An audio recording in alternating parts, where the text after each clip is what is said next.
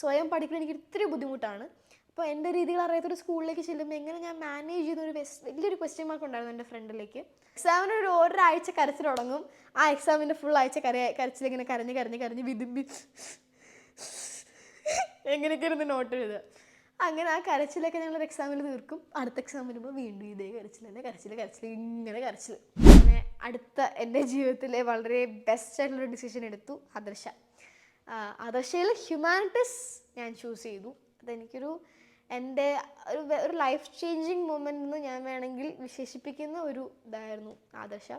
എന്നെ ഒരുപാട് ഇൻസ്പയർ ചെയ്തിട്ടുണ്ട്. എന്നെ ഒരുപാട്, അതായത് ഞാൻ എന്നുള്ളൊരു സ്റ്റുഡൻറ്റിനെ ഒരുപാട് എൻകറേജ് ചെയ്തിട്ടുള്ളൊരു സ്കൂളാണ്. ഞാൻ ഒരു വർഷം, ഇപ്പോൾ കറക്റ്റായിട്ട് പറഞ്ഞാൽ ജൂലൈ ഇപ്പോൾ ഒരു വർഷം ഞാൻ പഠിച്ചിട്ടുള്ളൂ അവിടെ. പക്ഷേ ഇറ്റ്സ് എ ബ്യൂട്ടിഫുൾ സ്കൂൾ. എനിക്ക് ഭവൻസിൻ്റെ എല്ലാ സ്കൂളുകളും ഇഷ്ടമാണ്. പക്ഷേ this school has my heart. ഞാൻ പഠിച്ചുകൊണ്ട് മാത്രമല്ല കേട്ടോ, ഞാൻ കണ്ടിട്ടുള്ളതുകൊണ്ടൊക്കെ it's a very beautiful school എല്ലാ രീതിയിലും. ആൻഡ് സുരേഷ് സാറിൻ്റെ സപ്പോർട്ടും ജ്യോതി മാമിൻ്റെ സപ്പോർട്ടും എനിക്ക് പറയാണ്ടിരിക്കാൻ പറ്റില്ല. കാരണം എല്ലാ കാര്യത്തിലും, അതായത് എൻ്റെ മാർക്സ് പോലും പേഴ്സണലി സുരേഷ് സാറിന് അറിയാമായിരുന്നു.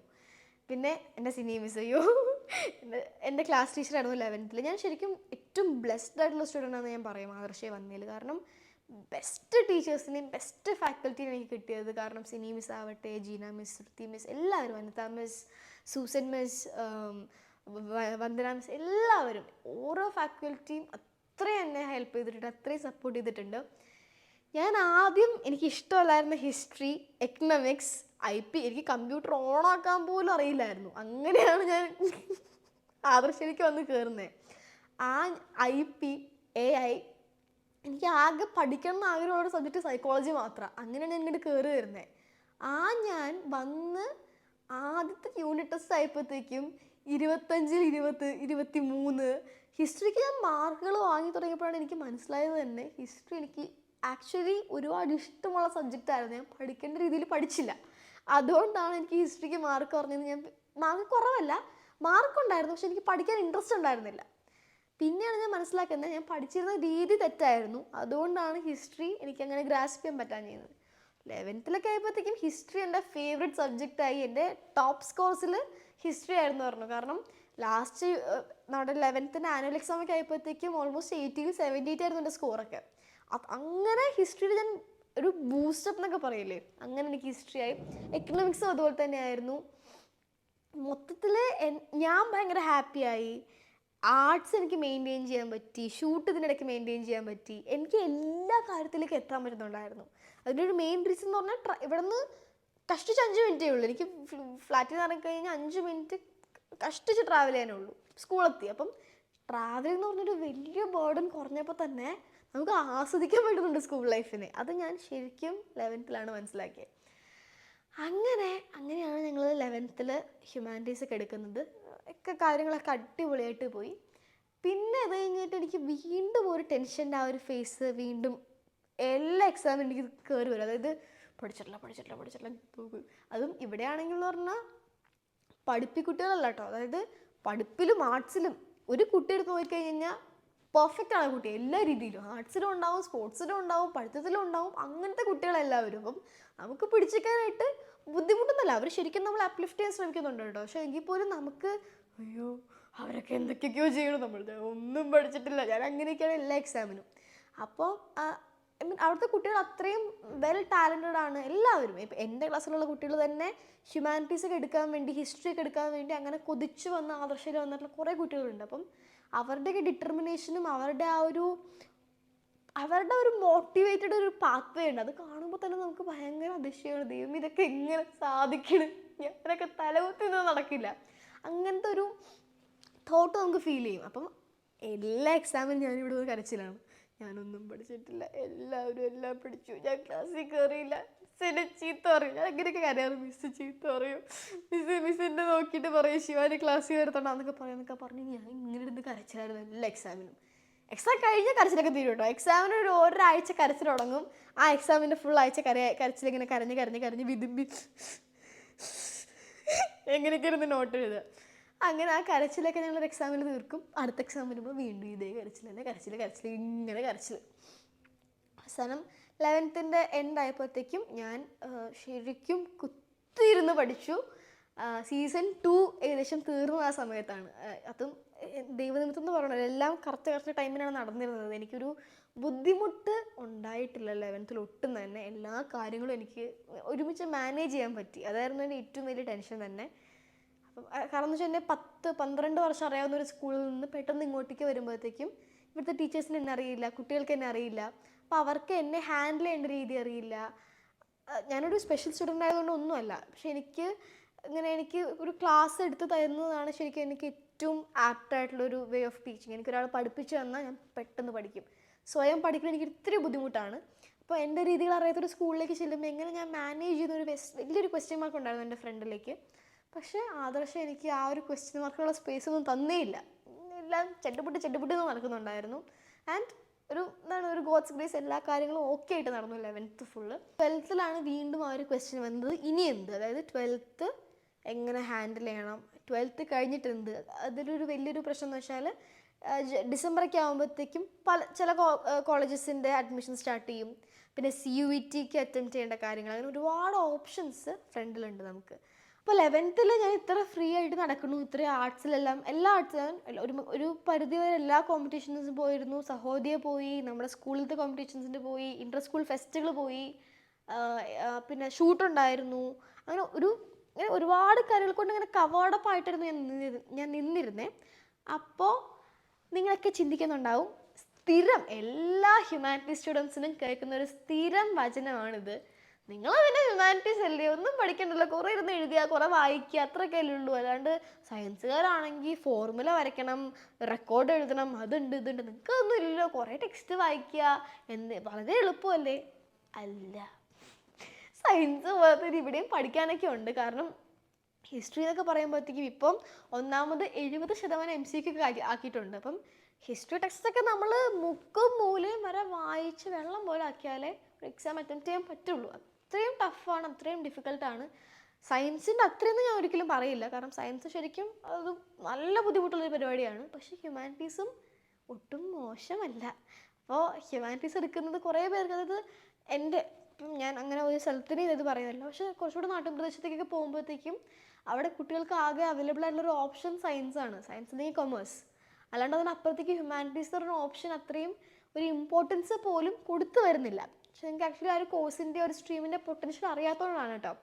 ഞാൻ എൻ്റെ ഒരു 12th ശേഷമുള്ളൊരു ഇൻസിഡൻറ്റ് ഞാൻ അടുത്തൊരു വീഡിയോയിൽ ചെയ്യാം. കാരണം ഹ്യൂമാനിറ്റീസ് ഒരു സ്ട്രീമിന് ഒരുപാട് ഇമ്പോർട്ടൻസ് ഉണ്ട്, ഒരുപാട് വഴികളിലേക്ക് നമുക്ക് പോകാവുന്നതാണ്. അങ്ങനെ ഒരുപാട് നല്ല ഓപ്പർച്യൂണിറ്റീസ് നമുക്ക് തരുന്ന ഒരു സ്ട്രീമാണ് ഹ്യൂമാനിറ്റീസ്. അപ്പോൾ ആ ഒരു ഇമ്പോർട്ടൻസോ അല്ലെങ്കിൽ അത്രയും വെയിറ്റേജ് ഉണ്ടെന്നോ പഠിക്കാനുണ്ട് ഒരു സീരിയസ് ആയിട്ടുള്ള കൺസെപ്റ്റായിട്ട് ആരും ഹ്യൂമാനിറ്റീസിനെ അങ്ങനെ കണ്ടുവരുന്നില്ല.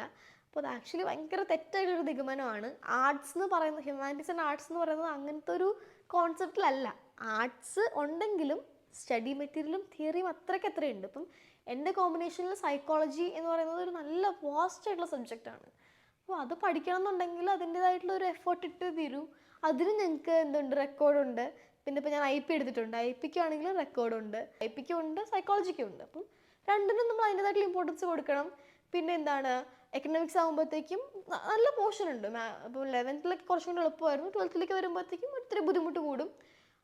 ഹിസ്റ്ററി ആണെങ്കിലും എല്ലാം ഈക്വൽ വെയിറ്റേജ് ഉണ്ട്. അപ്പം അങ്ങനത്തെ ഒരു സബ്ജക്റ്റാണ് ഹ്യൂമാനിറ്റീസ് എന്നുള്ളത് പലവർക്കും ഒട്ടും അറിയാത്തൊരു കാര്യമാണ്. പിന്നെ സൈക്കോളജി എടുത്താൽ എനിക്ക് തോന്നുന്നു, ഞാൻ നാട്ടിലേക്കൊക്കെ പോകുമ്പോഴത്തേക്ക് ആൾക്കാർ കളിയാക്കി ചോദിക്കുന്ന ചോദ്യമുണ്ട്, സൈക്കോളജി ആണോ എന്നാ പറ. ഇപ്പം ഞാൻ എൻ്റെ മനസ്സിൽ എന്താ ചിന്തിച്ചേ? ചേച്ചി മനഃശാസ്ത്രം എന്ന് പറഞ്ഞു കഴിഞ്ഞാൽ ചേച്ചി ഇപ്പം എന്താ ചിന്തിച്ചതെന്നല്ല എനിക്ക് പറയാൻ പറ്റുക. ഞങ്ങൾ കുറച്ചും കൂടെ ക്ലിനിക്കലായിട്ടൊക്കെ അപ്രോച്ച് ചെയ്ത് തിയറീസും അങ്ങനെയൊക്കെയാണ് പഠിക്കുന്നത്. അതുകൊണ്ട് ചേച്ചിയുടെ മനസ്സിൽ എന്താണെന്നൊന്നും ഞങ്ങൾക്ക് പറയാൻ പറ്റില്ല, സോ സോറി. അപ്പോൾ സൈക്കോളജി എന്ന് പറഞ്ഞാൽ അങ്ങനെയൊന്നും അല്ല കേട്ടോ. ആക്ച്വലി അതൊരു ഒരു വാസ്റ്റ് ഏരിയ ഓഫ് സബ്ജക്റ്റാണ്. അപ്പം അതിനെപ്പറ്റിയൊക്കെ എൻ്റെ 12th പ്ലാൻസ്, അല്ലെങ്കിൽ നിങ്ങൾ 12th എന്ത് ചെയ്യണം എന്നുള്ളതിനെ പറ്റി ഞാൻ എന്തായാലും ഒരു വീഡിയോ ചെയ്യാം. അപ്പം ഇത് ആക്ച്വലി ഒരു വലിയ കണ്ടന്റ് ഞാൻ വളരെ ചുരുക്കി പറഞ്ഞതാണ് കേട്ടോ. അപ്പോൾ ഇതായിരുന്നു എൻ്റെ ഒരു 10th 11th journey. 12th journey entirely different ആണ്. ഞാൻ എൻ്റെ ഇങ്ങനെ ഇരിക്കുന്ന കണ്ടില്ലേ, നട്ടം തിരിഞ്ഞത് ഇങ്ങനെയൊക്കെ ഇരിക്കുന്നുണ്ട്. അപ്പോൾ 12th ജേണി ഭയങ്കര ഡിഫറെൻ്റ് ആണ്. 12th ഒരുപാട് എനിക്ക് ആ ഒരു ബിഗിനിങ് പീരീഡിൽ കുറച്ച് ക്രൈസിസ് ഒക്കെ ഉണ്ടായിരുന്നു. അപ്പം അതിന് ഞാൻ ഒരു സൊല്യൂഷൻ കണ്ടുപിടിച്ചു. അതും ഞാൻ ആക്ച്വലി നിങ്ങളുടെ അടുത്ത് ഞാൻ ഷെയർ ചെയ്യാം, മറ്റൊരു വീഡിയോയിൽ ഷെയർ ചെയ്യാം. അപ്പോൾ എന്തായാലും ഇതിന് ഇപ്പം ഞാനിപ്പോൾ പറഞ്ഞ കോൺസെപ്റ്റിനെ റിലേറ്റ് ചെയ്ത് നിങ്ങൾക്ക് എന്തെങ്കിലും ഡൗട്ട് ഉണ്ടെങ്കിൽ എന്ന് പറയാനായിട്ട് ഞാൻ എൻ്റെ എക്സ്പീരിയൻസ് പറയണമെന്നേ ഉള്ളൂ, അല്ലാണ്ട് നിങ്ങളുടെ ഡൗട്ടിനൊന്നും എനിക്കൊരു ഉത്തരം ഉണ്ടാവണമെന്നില്ല. പക്ഷേ നിങ്ങൾക്ക് എന്തെങ്കിലും ചോദിക്കാനുണ്ടെങ്കിലോ അല്ലെങ്കിൽ അങ്ങനെ എന്തെങ്കിലും ഉണ്ടെങ്കിൽ പ്ലീസ് കമൻറ്റ് ബിലോ. ഞാൻ എന്തായാലും വായിച്ചു നോക്കുന്നതായിരിക്കും കമൻറ്റ്സ് എല്ലാം. പിന്നെ ഇപ്പോൾ 10th 11th 12th ഒക്കെ എഴുതുന്ന ആൾക്കാരുണ്ടെങ്കിൽ ടെൽ മീ യുവർ എക്സ്പീരിയൻസ്, എങ്ങനെയുണ്ട് 10th 11th ഒക്കെ എങ്ങനെയുണ്ട്, എല്ലാ എക്സ്പീരിയൻസൊക്കെ ഷെയർ ചെയ്യുക. പഠിത്തമൊക്കെ എങ്ങനെയാണ്. ഇപ്പോൾ എന്തായാലും ഇതപ്പോൾ തന്നെ ഓൾമോസ്റ്റ് അക്കാദമിക് ഇയർ 3 മാസം കഴിഞ്ഞു. അതായത് നമുക്കിപ്പോൾ ഒരു പഠിക്കുന്ന കാര്യത്തിനൊക്കെ കുറച്ചുകൂടി ഇൻട്രസ്റ്റ് ആയി കാണും, എല്ലാം എന്തൊക്കെയാണ് പഠിക്കുന്നതെന്ന് മനസ്സിലായി കാണും. അപ്പോൾ എല്ലാവരും നിങ്ങളുടെ ഒരു കാര്യം ചെയ്യാം, സ്റ്റുഡൻസ് അല്ലേ, comment down your favourite subject, കുറച്ചുകൂടെ ഇൻട്രസ്റ്റിംഗ് ആകട്ടെ. അപ്പോൾ നിങ്ങളുടെ ഡൗട്ട്സ് എന്തെങ്കിലും ഉണ്ടെങ്കിൽ നമുക്ക് കമൻറ്റ് ബിലോ ചെയ്യാം. അപ്പം ഞാൻ പറഞ്ഞത് ഞാൻ വളരെ ഇടയ്ക്കിടയ്ക്ക് പറയുന്നതെന്ന് വെച്ചാൽ എൻ്റെ വളരെ പേഴ്സണലൈസ്ഡ് ആയിട്ടുള്ള എക്സ്പീരിയൻസ് ആണ്. എല്ലാവർക്കും ഇങ്ങനെ ആവണമെന്നില്ല. ചില കുട്ടികൾ ഭയങ്കര ഡിറ്റർമിൻഡ് ആയിട്ടുള്ള കുട്ടികളുണ്ടാവും, അതായത് ഇങ്ങനെ പോകണം, ഇങ്ങനെ ചെയ്യണം, അങ്ങനെ ഇങ്ങനെ ഭയങ്കര കറക്റ്റായിട്ട് പാത്തുള്ള കുട്ടികളുണ്ടാവാം. അവർക്കൊക്കെ ഇങ്ങനത്തെ ഒരു പ്രശ്നമേ ഉണ്ടായി കാണത്തില്ല. പക്ഷേ എൻ്റെ കൂടെ പഠിച്ചുള്ള അല്ലെങ്കിൽ ഞങ്ങളുടെ ഒരു ഫ്രണ്ട്സ് ഗ്യാങ്ങിന് ഞാൻ പൊതുവേ കണ്ടൊരു പ്രശ്നമായിരുന്നു ഇത്. അപ്പം അത് ജസ്റ്റ് ഒന്ന് ഷെയർ ചെയ്യാം എന്നുള്ളൊരു മൈൻഡിലാണ് ഞാൻ ഈ വീഡിയോ ചെയ്തത്. നിങ്ങൾക്ക് ബോറടിച്ചെങ്കിൽ സോറി കേട്ടോ. ഞാനിങ്ങനെ സംസാരിച്ച് നാടൊക്കെ കയറി ഇങ്ങനെ പോയി കളയും, അതിൻ്റെ പ്രശ്നമാണ്. ഇപ്പോൾ 10th 11th 12th ആൾക്കാർക്ക് if they can relate to my experience, അവർക്ക് ഇത് യൂസ്ഫുൾ ആവണം എന്നുള്ളൊരു രീതിക്കാണ് ഞാൻ ഈ വീഡിയോ ചെയ്തത്. നിങ്ങൾ നിങ്ങളുടെ പൊട്ടൻഷ്യലിൽ ബിലീവ് ചെയ്യണം ഫസ്റ്റ് ഓഫ് ഓൾ. കാരണം എൻ്റെ ഏറ്റവും വലിയ പ്രശ്നം അതായിരുന്നു. എൻ്റെ പൊട്ടൻഷ്യലിൽ എനിക്ക് ഒട്ടും ബിലീഫ് ഉണ്ടായിരുന്നില്ല. എൻ്റെ സെൽഫ് കോൺഫിഡൻസ് ഭയങ്കര കുറവായിരുന്നു. ഞാനിങ്ങനെ പേടിച്ചാണ് എല്ലാം ചെയ്തിരുന്നത്. അതായത് ഇത് തെറ്റുമോ, അതങ്ങനെ പോവോ, ഇങ്ങനെ പോവോ, അങ്ങനത്തെ ഒരു മൈൻഡിലായിരുന്നു എല്ലാം ചെയ്തിരുന്നത്. അതുകൊണ്ട് എനിക്ക് ഹാപ്പിനെസ് കണ്ടുപിടിക്കാൻ ഭയങ്കര ബുദ്ധിമുട്ടായിരുന്നു. എല്ലാം ഇങ്ങനെ പേടിച്ച് ചെയ്യുമ്പോഴത്തേക്കും അതിൻ്റെ ഔട്ട്പുട്ടിലും ആ ഒരു പേടിയുടെ ഒരു ടച്ച് എവിടേക്കോ ഉണ്ടായിരുന്നു. ഞാൻ കംപ്ലീറ്റ്ലി ഞാനായിട്ട് ചെയ്യുന്നൊരു കാര്യം പോലെ നമുക്ക് ഫീൽ ചെയ്യത്തില്ലായിരുന്നു. അതിപ്പോൾ ഈവൻ എക്സാം പേപ്പേഴ്സ് ആണെങ്കിലും പഠിക്കുന്ന രീതിയാണെങ്കിലും എൻ്റെ ആൻസർ ചെയ്യുന്ന ഉത്തരങ്ങൾ കണ്ടാൽ പോലും നമുക്ക് ഒരു അപൂർണത ഫീൽ ചെയ്യും. ശരിക്കും ഞാനാണ് ഇറ്റ്സ് ഓക്കെ എന്നുള്ള രീതിക്ക് ബിലീവ് ചെയ്ത് കഴിഞ്ഞാൽ ആ ഒരു അപൂർണത മാറിക്കിട്ടും. അങ്ങനത്തെ ഒരു ഇതുണ്ടായിരുന്നു. Please believe in yourself. പിന്നെ ഇങ്ങനെ പിടിക്കേണ്ട മൂക്കിനെ just because you are confused ഇങ്ങനെ പിടിക്കാൻ നിൽക്കരുത്. ഇങ്ങനത്തെ മൂക്കിനെ ഇങ്ങനെ തന്നെ പിടിച്ചാൽ മതി. അതൊന്ന് ഞാൻ പറയുകയാണെങ്കിൽ ഒരു നല്ല കരിയർ കൺസൾട്ടൻറ്റിനെ കാണണം. അല്ലെങ്കിൽ അതൊരു മോശം കാര്യമൊന്നുമല്ല. നിങ്ങൾക്ക് കൺഫ്യൂസ്ഡ് ആവാനായിട്ട് ഇറ്റ്സ് ടോട്ടലി ഓക്കെ. കാരണം 10th കുട്ടി കൺഫ്യൂസ്ഡ് ആവണം. അവരുടെ ഒരു ഫർദർ സ്റ്റഡീസിലുള്ള ഒരു വലിയ ഡിസിഷനാണ് എടുക്കാൻ പോകുന്നത്. അപ്പം it is okay to be confused. അതിനൊന്നും ഒരു മോശം കാര്യമില്ല. അല്ലെങ്കിൽ അതിലൊരു ചമ്മലോ മടിയോ ഒന്നും വേണ്ട. Be open to communicate with your parents, your teachers, നിങ്ങളുടെ ഫ്രണ്ട്സ് ഒക്കെ ആയിട്ട് കമ്മ്യൂണിക്കേറ്റ് ചെയ്യുക. ഇപ്പോഴാണെങ്കിൽ എന്ന് പറഞ്ഞാൽ നമ്മളൊക്കെ കേൾവി പോലില്ലാത്ത കോഴ്സുകൾ വരെ ഉണ്ട്. എന്തൊക്കെ കോഴ്സുകളുണ്ടെന്ന് അറിയോ? അപ്പോൾ നിങ്ങൾക്കൊരു വൈഡ് വെറൈറ്റി ഓഫ് ഓപ്ഷൻസ് ഉണ്ട് ചൂസ് ചെയ്യാനായിട്ട്. അപ്പം be wise, be careful what you are choosing. ഏത് സ്കൂളാണ്, എന്ത് കോഴ്സാണ്, നിങ്ങളുടെ ഗോൾസ്, നിങ്ങളുടെ അംബിഷൻസ്, നിങ്ങളുടെ ഫ്യൂച്ചർ പ്ലാൻസ്, നിങ്ങൾക്ക് ഒരു നെക്സ്റ്റ് 15-10 ഇയേഴ്സിൽ നിങ്ങളെ കാണുന്നു, അങ്ങനത്തെ ഒരു പ്രോപ്പർ അണ്ടർസ്റ്റാൻഡിങ്ങിന് പുറത്ത് മാത്രമേ നിങ്ങൾ എന്തായാലും 11th 12th സ്ട്രീം ചൂസ് ചെയ്യാവൂ. അങ്ങനെ എന്തിനോ വേണ്ടി പോയിട്ടൊരു ചൂസ് ചെയ്യൽ അത് നല്ലതല്ല. അപ്പോൾ എന്തായാലും I hope this video helped everyone. എക്സാമിന് ടെൻഷനൊന്നും എടുക്കാൻ നിൽക്കണ്ട. 10th ബോർഡ് എക്സാം അത്ര വലിയൊരു സംഗതിയൊന്നുമല്ല. നന്നായിട്ടൊന്ന് മനസ്സറിഞ്ഞ് പഠിച്ച് കഴിഞ്ഞാൽ ടാക്കിൾ ചെയ്യാൻ പറ്റുന്ന കാര്യമുള്ളൂ കേട്ടോ. അല്ലാണ്ട് അതിനപ്പുറത്തേക്കൊന്നുമില്ല. 10th ബോർഡ് എക്സാം ഞാൻ കണ്ടിടത്തോളം ഇപ്പോൾ 12th എത്തി നിൽക്കുമ്പോഴത്തേക്കും ലുക്കിംഗ് ബാക്ക് ഇറ്റ് വാസ് ഒരു വളരെ ഓക്കെ ആയിട്ടുള്ള എക്സാം ആയിരുന്നു. അത്രയും ടെൻഷനോ സ്ട്രെസ്സോ പ്രഷറോ ഒന്നും എടുത്തില്ലായിരുന്നെങ്കിൽ ഒരു പക്ഷേ കുറച്ചും കൂടെ എനിക്ക് എളുപ്പമായേനെ. കുറച്ചും കൂടെ എനിക്ക് ആ ഒരു 10th ലാസ്റ്റ് മൊമെൻറ്റ്സ് ഒക്കെ എൻജോയ് ചെയ്യാൻ പറ്റിയെന്ന് എനിക്കിപ്പോൾ തോന്നുന്നുണ്ട്. ഇപ്പോൾ തോന്നിയിട്ട് കാര്യമില്ലല്ലോ, ഇപ്പോൾ തോന്നണമായിരുന്നല്ലോ. അപ്പോൾ ഇപ്പോൾ 10th ആൾക്കാരുണ്ടെങ്കിൽ ദൈവം അങ്ങനെയൊക്കെ തോന്നുക. അല്ലാണ്ട് വെറുതെ ആൾക്കാർ പലതും പറയും. അതായത് ഫുൾ A1 കാര്യം, അതിലാണ് കാര്യം, ഇതിലാണ് എന്നൊക്കെ പലതും പറയും. പക്ഷെ നിങ്ങളുടെ പൊട്ടൻഷ്യൽ മാക്സിമം യൂസ് ചെയ്യുക. നിങ്ങൾക്ക് പറ്റുന്നത് എന്താണോ അങ്ങനെ പഠിക്കുക. നിങ്ങളുടെ സ്വന്തം be 100% true to yourself. അത് നമ്മുടെ അടുത്ത് നമുക്ക് ഓക്കെയാണ്, ഞാൻ പഠിച്ചിട്ടുണ്ട്, എനിക്ക് പറ്റുന്ന മാക്സിമം ഞാൻ ചെയ്തിട്ടുണ്ട് എന്ന് ഫീൽ ചെയ്യുന്നുണ്ടെങ്കിൽ പിന്നെ വേറെ ഒന്നും വേണ്ട. നമ്മുടെ ബെസ്റ്റ് നമ്മൾ കൊടുത്തു കഴിഞ്ഞു. അതിപ്പോൾ ഫുൾ A1 ആണെങ്കിലോ എന്താണെങ്കിലും നമ്മുടെ ബെസ്റ്റ് ഔട്ട്പുട്ട് അതാണ്. നമ്മുടെ ബെസ്റ്റ് ആയിരിക്കണം. അല്ലാണ്ട് നമ്മൾ പഠിക്കാണ്ടിരുന്നിട്ട് ഇത്രേ പറ്റിയുള്ളൂ എന്ന് പറഞ്ഞതിൽ കാര്യമില്ല. നമ്മുടെ ബെസ്റ്റ് ഔട്ട്പുട്ട് കൊടുത്തിട്ട് അതാണ് റിസൾട്ട് എന്നുണ്ടെങ്കിൽ അതാണ് റിസൾട്ട്. പിന്നെ ഒന്നും ചിന്തിക്കാനില്ല. Be happy with that. അങ്ങനെയാണ്. അല്ലാണ്ട് പെർഫെക്ഷനിസം ഇറ്റ്സ് ഒരു ഭയങ്കര ഡേഞ്ചറസ് ആയിട്ടുള്ള ട്രേറ്റ് ആണ്. എപ്പോഴും വർക്ക് ചെയ്യില്ല പെർഫെക്ഷനിസം. കുറച്ചൊക്കെ നമ്മൾ വിട്ടുകൊടുക്കണം ചില സമയങ്ങളിൽ. എനിക്കുണ്ടായിരുന്നൊരു വലിയ പ്രശ്നമായിരുന്നു പെർഫെക്ഷനിസം. അത് ഞാൻ അതും ഒരു വലിയൊരു ടോപ്പിക്കാണ്. അത് ഞാൻ വേറെ ഏതെങ്കിലും ഒരു വീഡിയോയിലൊക്കെ പറയാം കേട്ടോ. അപ്പം പെർഫെക്ഷനിസം വിടുക, try to find time for yourself. നിങ്ങളുടെ കുറച്ച് നല്ല നല്ല ആക്ടിവിറ്റീസിനെ എപ്പോഴും കീപ്പപ്പ് ചെയ്ത് പോവുക, നല്ല മെമ്മറീസ് ഉണ്ടാക്കുക. 10th എന്നൊക്കെ പറഞ്ഞാൽ സ്കൂൾ ലൈഫിൻ്റെ ഇങ്ങനെ മുത്ത് പോലത്തെ ഇയേഴ്സാണ്. അതൊന്നും വെറുതെ ടെൻഷൻ അടിച്ച് കളയരുത്. എൻജോയ് ചെയ്യുക, അടിച്ച് പൊളിക്കുക, ഒപ്പം സ്റ്റഡീസ് മെയിൻറ്റെയിൻ ചെയ്യുക, നല്ല നല്ല മെമ്മറീസ് ഉണ്ടാക്കുക, ബി ഹാപ്പി, എൻജോയ് ചെയ്യുക, അത്രേ ഉള്ളൂ. സ്കൂൾ ഇയേഴ്സ് എൻജോയ് ചെയ്യുക മാക്സിമം. ബി ഹാപ്പി ആൻഡ് അടിച്ചു പൊളിക്കുക. അപ്പോൾ അടുത്തൊരു വീഡിയോ വരുന്നവരെ താങ്ക് യു സോ മച്ച്. അടുത്ത വീഡിയോയിൽ കാണാം. ഈ വീഡിയോ ഞാൻ ഒന്നും കൂടെ പറയുന്നത്, it's totally dedicated to 10th students and parents. അപ്പം അതല്ലാണ്ട് കാണുന്നവർക്ക് ചിലപ്പോൾ നല്ല ബോറടിച്ച് കാണും. ഞാനിപ്പോൾ പറഞ്ഞത് എൻ്റെ വളരെ പേഴ്സണലൈസ്ഡ് ആയിട്ടുള്ള എക്സ്പീരിയൻസ് ആണ് കേട്ടോ. അതിനകത്ത് എന്തെങ്കിലും തെറ്റുകളുണ്ടെങ്കിൽ ദയവ് ചെയ്ത് പ്ലീസ് ഡു ഫോർഗീവ്. ആൻഡ് നിങ്ങൾക്ക് അറിയുന്നൊരു കാര്യമാണെങ്കിൽ നിങ്ങളൊന്ന് കമൻറ്റ് ബോക്സിൽ പറയണം. അപ്പം എനിക്കും അത് കറക്റ്റ് ചെയ്യാൻ പറ്റും, അല്ലെങ്കിൽ എനിക്കും അതൊരു പുതിയ അറിവായിരിക്കും. നമ്മുടെ കമൻറ്റ് ബോക്സിൽ കാണുന്ന എല്ലാവർക്കും ആ ഒരു തെറ്റ് ക്ലിയറായി കിട്ടുകയും ചെയ്യും. അപ്പോൾ അങ്ങനെ എന്തെങ്കിലും ഉണ്ടെങ്കിൽ പ്ലീസ് ഡു കമൻറ്റ് ബിലോ. അപ്പോൾ എന്തായാലും that was all for today's video. എല്ലാവരും സ്കൂൾ ലൈഫൊക്കെ അടിച്ച് പൊളിക്കുക. ഒരിക്കൽ പോയാൽ പിന്നെ കിട്ടില്ല. അപ്പം മാക്സിമം അടിച്ച് പൊളിക്കാൻ ശ്രമിക്കുക.